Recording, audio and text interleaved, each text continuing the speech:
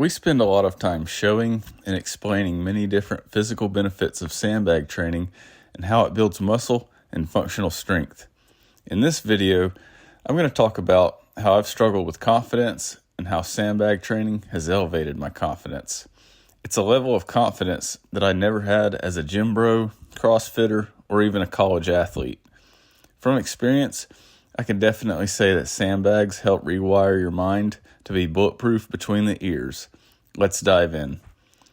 Something I've noticed over the past 4 months is that every time I see someone who hasn't seen me in a while, they always ask me if I've lost weight.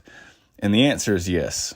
I've actually lost 12 pounds, and I haven't been this light since middle school.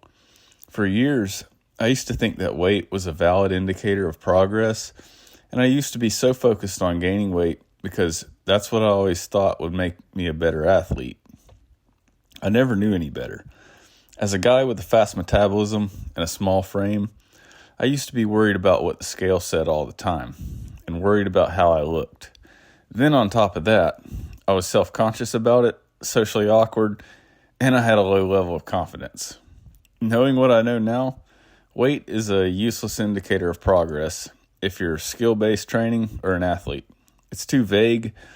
Weight is not all muscle. It's water, fat, and bone density as well. Now I see being light and strong as a dual threat. My wife said I looked scrawny last week.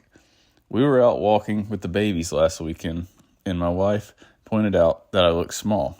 My response was, I train to be capable and resilient, not just get bigger. If the house is on fire and you're injured, I can carry you out pretty quick because my training mimics that very closely. I see more value in being able to do that than constantly worrying about how I look. To me, training for capabilities has more value to my family, myself, and humanity. With strength comes muscle, and muscle will always make you look better.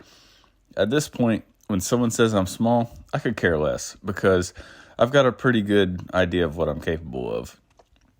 When someone calls me small, my exact thoughts are, it doesn't really matter that much because I can throw much more than my body weight over my shoulder, and I understand how hard that is and the work it takes to be able to do that.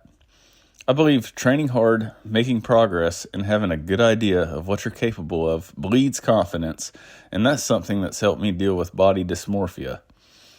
I see more value in capabilities than how I look. For example, there's a reason that Special Forces soldiers and Navy SEALs don't look like bodybuilders. 1, they have a lot more to do than just building muscle. 2, they train hard to be human weapons capable of doing damage pretty swiftly. It's no secret that sandbags can create and build pure strength from our legs to your core to your upper back, up and down the posterior chain.